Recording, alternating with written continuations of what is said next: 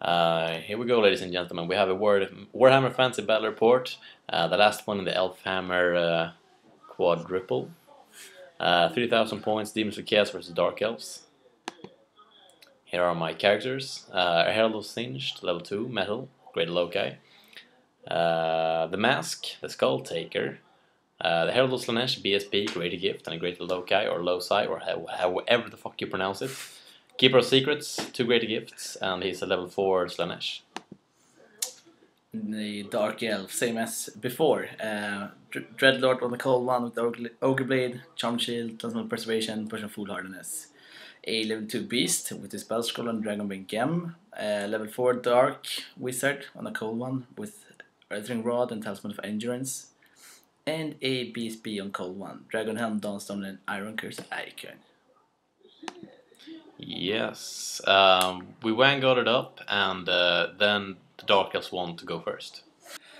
And yeah, if you haven't seen the previous battle reports, you see to the far right for the Dark Elves, Dark Riders. The big block next to them is Executioners, proxied by some Sword Masters. Behind them, 2 Bolt Throwers. In the river, which became a river for light, you see some Shades. Behind them, you see, I think there is a little unit of Corsairs. In the forest to the left of them, some more Shades. And then you see a little block of Witch Elves. In front of them, some Harpies. Inside the watchtower is another unit of Corsairs. To the left of that, you see a bunkered, or more like a Death Star of Cold One Knights, containing 3 characters. Some more Dark Riders and some more Shades. And then what you have seen on these 2 pictures is what happened first turn, movement-wise, and nothing fancy, just a little shuffle up. It's a nice little action picture with the Executioners facing the Seekers. And here the Seekers on the other flank facing some Shades and Dark Riders and the Cold One Knights. And Magic Face, yeah, gets off Soul Stealer. Killing 3, so his mage is now on what, like 6 wounds? 5 wounds even, I think. Yeah, the Templar landed straight smack in the middle, killed off 3 Demonettes, and yeah, he managed to, bump up himself to 5 wounds, I think, total. Go good, Dark Elves. Yeah. Shooting, kills off half the unit of the Seekers, but they're demons, they do not panic. And over to Demons, turn 1. Yeah. As you can see, there's my Skull Cannon in the forefront, and then my unit of Bloodletters, led by Skull Taker, that's moving up.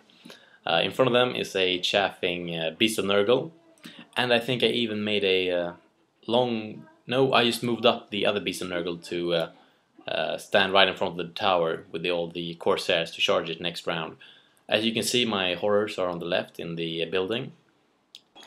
And here we have an after combat pick. I just had, I think, 4 remaining Seekers because some were blown to bits by suppressive fire from the Bolt Throwers. And I decided to charge with my Fiends of Slanesh into his Dark Riders. And I decided to charge my remaining Seekers into his horde of Executioners. Mainly because I could align my charge in a way that I could clip his Wizard with my champion that was on the very left of the unit.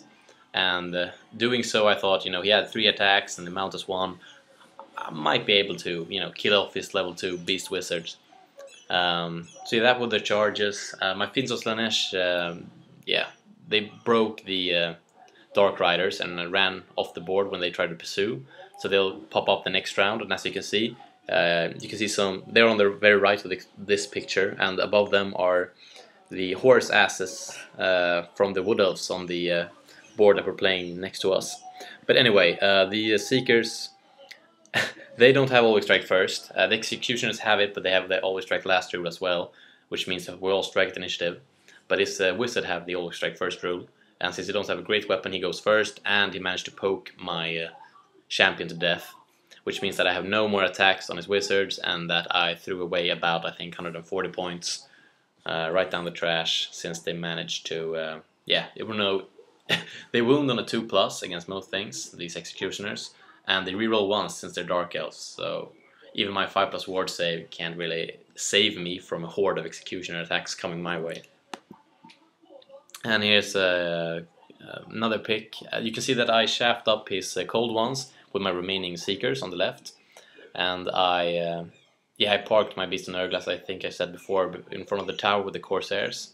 And there is also a Beast of Nurgle in front of the Harpies, and that are in front of the Witch Elves. But I also moved the Masque. I didn't really know where to put him, or her, or it, or whatever. So I just parked, I'll refer to her as her from now on. I parked her between the tower and the cold ones. But that would prove to be a grave mistake, as you will see later on. Yeah, going to Dark Elves turn 2. The cold ones charge the Seekers. Yeah, and as they were, I really didn't think of it at the time, but since they were aligned in such a way, I had to close the door with my Seekers, so they really didn't chaff up anything. They just provided a speed bump, but since they're cold ones, they're pretty fast anyway, so that wouldn't really aid my cause. And another thing is that the as you can see on the little red star, that was the Masque, and he moved up all of his ballistic skill based shooting and decided to blast it off the board. But you'll see later when we have covered the magic phase, which I think was uneventful actually. I think so too. Yeah. So, but all I know is that he he decided to shoot the Masque with everything he got. He just opened fire. I think he had about 50 even shots going the Masque's way, but only managed to do 2 wounds that went past my 3+ ward save, and that were the 2 wounds needed to bring down the Masque. And yeah, with the Masque blocking the ability for the cold ones to close the door, they get this perfect overrun to the Keeper of Secrets.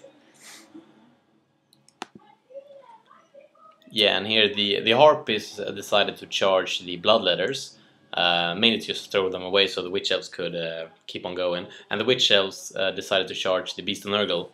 The Beast died, the Harpies died, but then when they tried to overrun, they didn't really reach the Bloodletter unit, which aligns them for a perfect charge in my next turn. And here we go, here's the Demons turn 2. I decided to charge with my Bloodletters, as I said previously, into the Witch Elves. But since we are aligned in such a way, we can't really slide into combat with all the models, but that's okay with me. I have a Skull Take, I think he can pull it off. And also the Fiends come into the board, on the board edge, just outside of the picture. And they're in they're stuck between a rock and a hard place. They have movement 10, so they can move pretty far, but they can't out-maneuver or walk past the Executioners. And even if they could, we have 2 bolt throwers there that are gonna, make their day quite sour. But as you can see, I also moved my Skull Cannon up to grape shot his shades, or maybe shoot away one of the bolt throwers. I haven't really decided yet. We'll see what I'll do in a moment. Yeah, I'm also decided to countercharge with my Demonettes into the cold ones to provide some ranks and whatnot. And then I decided to charge the Beast of Nurgle into the tower with the Corsairs. He did a stand and shoot reaction, but didn't really do any wounds to me. Yeah, and then it's the magic phase. Well, I think yeah, okay, this is a pick that maybe have jumped the phases, but here's the shooting phase. And the only shooting I got is the cannon, and as you can see, of course I roll a misfire again. And I roll a 1 or a 2 or whatever, and it blows itself up, which is that glory. That glory again. Yeah, here's the magic phase. I got off Phantasmagoria on his unit, and also Cacophony Choir, which is a spell that I've learned to love. So now they have Always Strike Last and Always Strike First. That means we strike at the initiative, but my Demonettes, led by the BSP, have the Always Strike First, and my Keeper also has the Always Strike First gift. So I'll be able to smack him over before he gets to smack me back.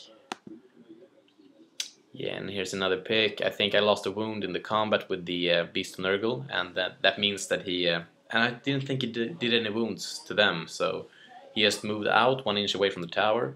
And here in the combat you can see we whack each other around. I really whiffed my attacks on this one, and he did some wounds to the Demonettes. And then he decided to reform. I think he even won combat, but on an even or a tie or whatever. And then he reformed so all these cold ones could align to get more attacks on my Demonettes. And there's a picture. He did 10 wounds to me, and then 9 wounds to me, and then I did 10 wounds in return. So I won. I broke him, and when he decided, to ran, he rolled Snake Eyes, double 1, and to get him, I rolled 4, so double 2s. As you can see in the picture. Just the way to go. Yes, the way to go. And here is the Carnage picture. I don't want to be in the Fiend's position right now. They don't even have a chance to strike at the Wizard that's at the bottom. So they're just gonna, I'm really happy though that the Executioners are kind of out of the picture now. They're elves, so they're pretty fast. But I heard this is Vampire Vilman I'm facing right now. And he said that after the game that his plan was kind of to have them out of the game as well, because he thought that the cold ones could, handle their own, and he was fine with this. I thought that, maybe I can put them up here, maybe he's gonna charge the Fiends, and that means that he's totally out of the game for probably the rest of the time. That means that I can, isolate and annihilate, which is the name of the game apparently. But it looks like he was totally aware on my plan and scheme, and willingly walked right into my so-called trap. But yeah, the Fiends got their asses handed to them, so which was no surprise. And here we have Dark Elves turn 3. Still. Just moves up. Some bees shooting. Only target to shoot at is really the Bloodletters. Other than that, nothing fun happens. Yeah, the Bloodletters are totally out in the open since they ran down the Witch Elves. So they're in quite a tight spot with all the ballistic skill based shooting all around them. But we'll see how it goes. It's a nice picture of the combat. Yeah, all the glory. All the glory with the Keeper and his baby bitches to the right. Magic Vase. Yeah, Dark Elves gets off Power of Darkness. Yeah, it's a nasty spell, really. They gain 1+ strength, and it probably goes for the whole unit, which bumps up most of his cold ones to strength 5, I think, and his toughness 3 on my Demonettes. He wounds on 2+, and all the characters, and all the regular cold ones, they're whooping my ass, and I'm rolling like a fucking man-at-arms with my Keeper. Can't hit anything. The brick of shit. The big brick of shit. Yeah, but before that, over to shooting. Yeah, as I can say, I was a bit tired, so the pictures went a bit back and forth. But yeah, a beautiful death. Yeah.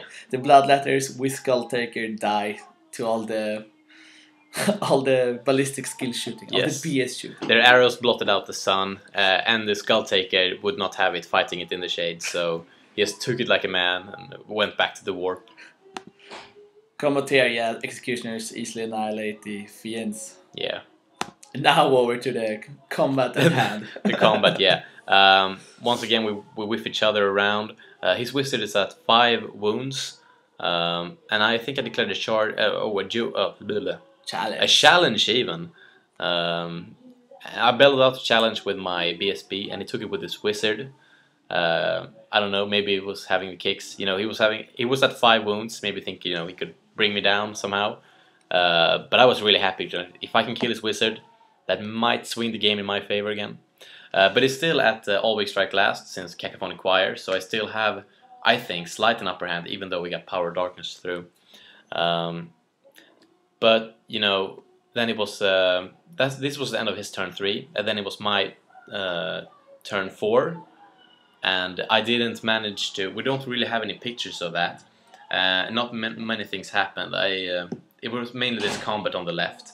During the magic phase, I was hoping to get Cacophonic Choir off again, but he managed to dispel it, and there I was. I had no buffs, and he was not debuffed. He had the Power of Darkness, and his wizard killed off my BSB during these two combat phases that I've been. And also my keeper, since he whacked all the demonettes, I were on a double 1 on my break test. Instability test. Even. Yeah, the demonic instability test. And I don't know, the thing is that I had to roll a 4 or lower in order to stay alive, I think. But no, I managed to roll really high, and my keeper goes back into the warp.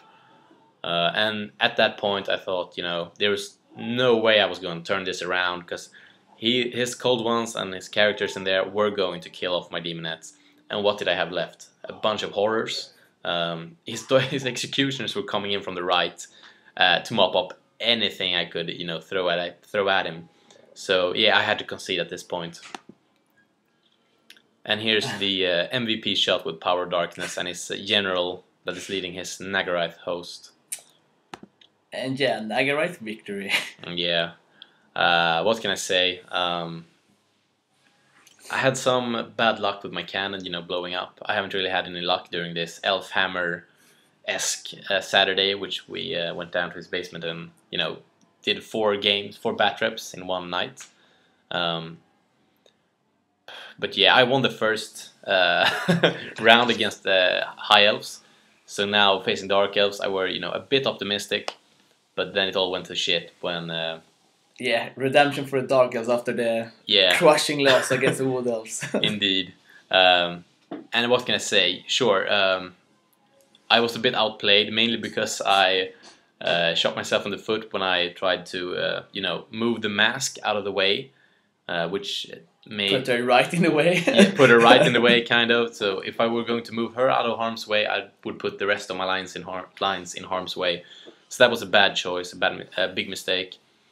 But then again, even if I had my whole army focused at his Cold One Knights, I don't think I could, you know, stand a chance against executioners that were coming my way either way. So I had a hard time after a while seeing that how I could pull this through. And as you could see, this was a Nagarythe victory, no doubt. So congratulations, Vampire Vilman. Yeah, to wrap this little series off, this 4-set series.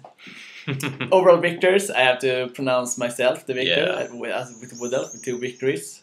On a tight second place between Daemons and the Dark Elves. Yeah. 1 victory each. Since we didn't count any victory points or something like that, we just go off to victory. And the highest got the ugly side of the bat and just got crushed. Yeah, they got a bit rough around the edges. And the thing is that even though this... I don't really know. In the last book, the Demonettes had the Always Strike First. And I was really missing it at this point because, you know, all the elves, they have Always Strike First. And being a Demonette, you can have Initiative 5 and strike before most of your opponents, or in most armies. But against elves, especially since your strength and toughness 3, you get whacked around a lot. But yeah, what can I say? We still have a top dog, which is the Wood Elf player. And yeah, he proved his that his seat and his reign is well merited. That and yeah, uncontested. Yes, uncontested to the end. Yeah, also this is almost a not a proof, but a victory for but it's skill shooting in general. Yeah. Wood Elves with the most shooting won. The Dark Elves with the second most came second, and so on and so forth. And the High Elves without any in this list really didn't do anything. Demons. Yeah, I had a cannon. I had a cannon that blew itself up. I think at the beginning of both games, so that were a bit craptastic. But what can you do, really? Because I think, you know, bringing 2 skull cannons is a bit too much. So. And bringing 1 obviously isn't enough, so I think I'll have to find some golden middle ground. Maybe bring 3 next time and blow some fucking Wood Elves to the fucking bits. But we'll see. Looking forward to that one. Nice. Thanks for watching. Bye bye.